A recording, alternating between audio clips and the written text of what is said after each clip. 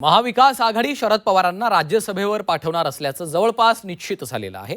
शरद पवारांच्या नावाला उद्धव ठाकरेंची देखील सहमती आहे। काँग्रेस देखील त्या संदर्भात सकारात्मक आहे असं समजतंय।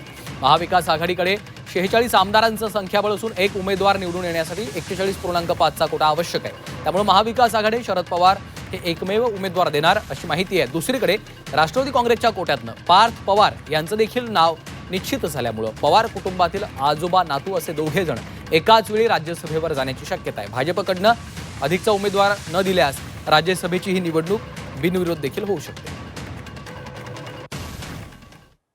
पक्षाच्या कोर कमिटी पार्लमेंटरी बोर्ड हे बसतील आणि तेव्हा हे निर्णय होतील। त्याच्या आधी पक्षाच्या नेतृत्व अध्यक्ष जी जागा आज खाली आहे दादाच्या या अपघाती निधनामुळे त्याच्या पूर्ण प्रोसेस आम्हाला करावा लागेल। पक्ष म्हणून इलेक्शन कमिशनची प्रोसेस असते, हे सगळं करून आणि कायद्याद्वारे आम्ही करून हे व्यवस्थित आम्ही 26 तारखेला नंतर त्या बहिणी बनतील, अध्यक्ष झाल्यानंतर पुढची बाकीची प्रोसेस आम्ही फॉलो करू।